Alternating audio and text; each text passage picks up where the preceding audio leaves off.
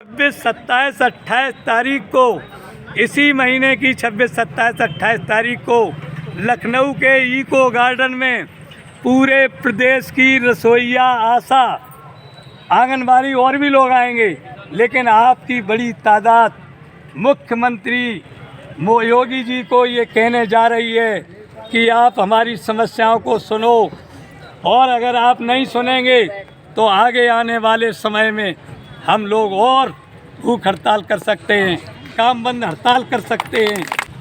बहनों, 26 तारीख को इतवार है, छुट्टियां भी पड़ रही हैं। जो 25 को हम जाएंगे यहाँ से, और गोमती एक्सप्रेस सोमवार की छुट्टी पूर्णिमा होती है, वो गुरु पूर्णिमा, उसकी भी छुट्टी है, तो आप लोग आराम से चलेंगी।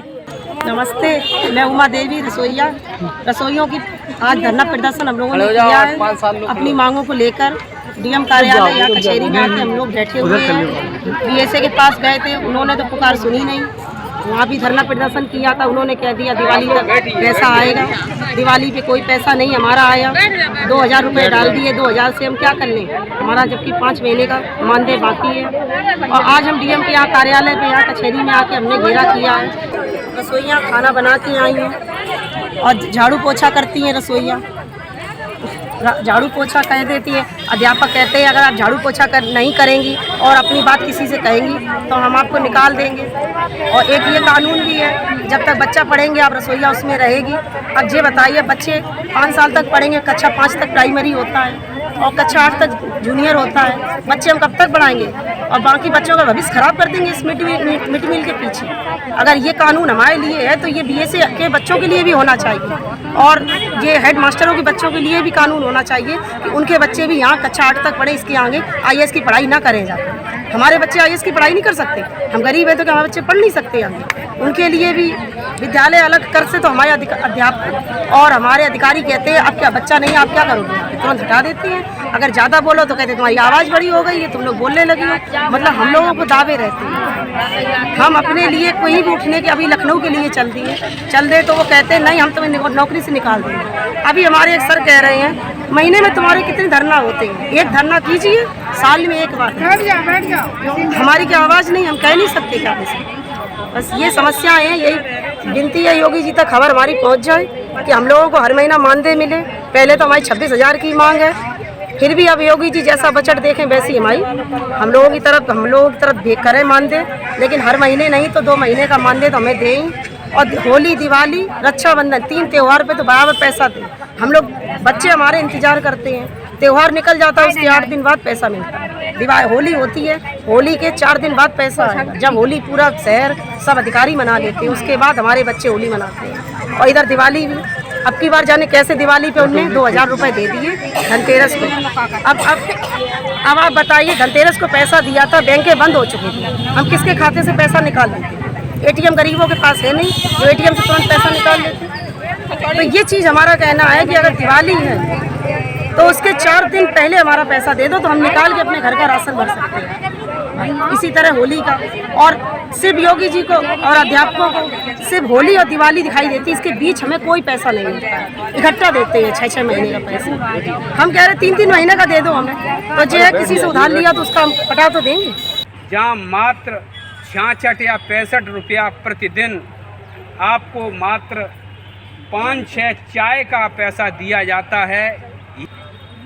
पिछले समय जिला बेसिक शिक्षा अधिकारी के कार्यालय का घेराव किया गया है, उसमें भी ज़बरदस्त तरीके से मांग उठाई गई कि पिछला जो मानदेय बकाया है 6-7 महीने का, उसका भुगतान किया जाए।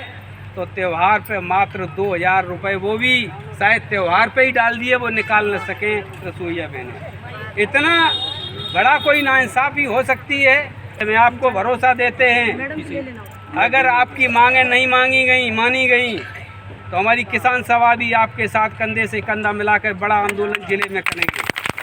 बड़ी ताकत है किसानों की, किसानों ने जिले में बड़ी लड़ाइयाँ लड़ी, और इसके बावजूद भी अधिकारी ये नहीं सुनते हैं, तो इनके लिए और रास्ता निकालेंगे। हम लखनऊ घेरेंगे।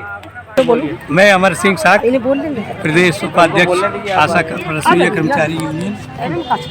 रसोइयों का आज वो धरना है, इनको 5 महीने से इनका बकाया नहीं मिल रहा है।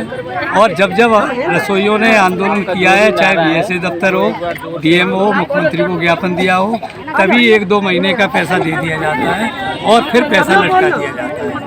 हमारी मांग है कि इनको पूरे 12 महीने, 10 महीने का नहीं, पूरे 12 महीने का और नियमित महीने की 5 तारीख तक इनको भुगतान दे दिया जाना चाहिए। 26,000 रुपया इनका मानदेय देना चाहिए। हमारी मांग है अन्य प्रांतों की तरह जब तक यहाँ 26,000 लागू न हो तो जो और प्रांतों में बढ़ा हुआ है उसको लागू। फंड, बीमा, बोनस इनको सब मिलना चाहिए। दुर्घटना बीमा इनको मिलना चाहिए। इनको छुट्टियां मिलनी चाहिए। इनको रिटायर होने पर कम से कम 10 लाख रुपया एक मुश्त इनके जीवन यापन के लिए चाहिए। इनकी पेंशन हर महीने, चाहे वो 5,000 रुपया महीने हो, वो लागू होनी चाहिए। 45वें श्रम सम्मेलन के नियम कायदों को लागू होना चाहिए। जो आचार संहिताएं बनाई गई हैं उनको रद्द किया जाना चाहिए।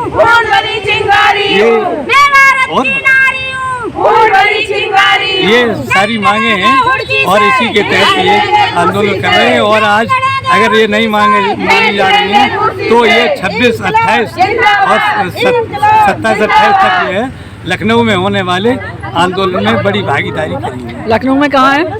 इको गार्डन लखनऊ में। परमानेंट करो, हमारी मांगे पूरी करो, अभी करो अर्जेंट करो, हमारी मांगे पूरी करो, अभी करो अर्जेंट करो, हमारी मांगे पूरी करो। हम लोगों को परेशान भी किया जाता है, कहीं झाड़ू भी लगवाई जाती है। दूसरी बात, हम लोगों के हर महीने जो पैसे आना चाहिए वो पैसे नहीं आते। 6 महीने हो जाते हम लोगों को पैसे नहीं मिलते हैं। तो हम लोग किससे, मतलब बच्चे हैं, उन लोगों को कैसे खाना खिलाएं, क्या करें? कितने महीने की आपका बकाया अभी तक जो तनख्वाह नहीं मिली आप लोगों? अभी हमने 4 महीने का बकाया रह गया है और मैंने अभी धरना प्रदर्शन किया था बीएसए ऑफिस में, तब 1 महीने का डाल दिया दीपावली के टाइम तक। तो कैसे आप लोगों का त्योहार मना, दिवाली एक साल कुछ में नहीं मनाई मना, जाती? बस ऐसे ही मना नाव का। क्या मांग है आपकी उत्तर प्रदेश सरकार से? उत्तर प्रदेश की सरकार से यही मांग है कि हम लोगों को टाइम से पैसे दिए जाएं।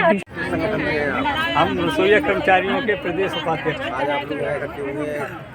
आज यहाँ इसलिए इकट्ठे हुए हैं, ये रसोइया हैं, इन्हें मात्र 66 रुपया रोज के हिसाब से मिलता है और 5 महीने हो गए हैं इनको पैसा नहीं मिला।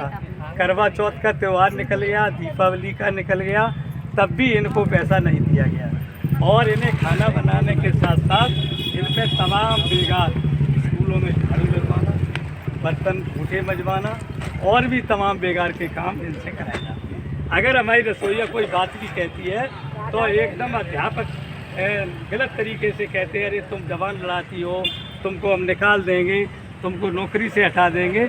इस तरीके की धमकियाँ इनको मिलती हैं।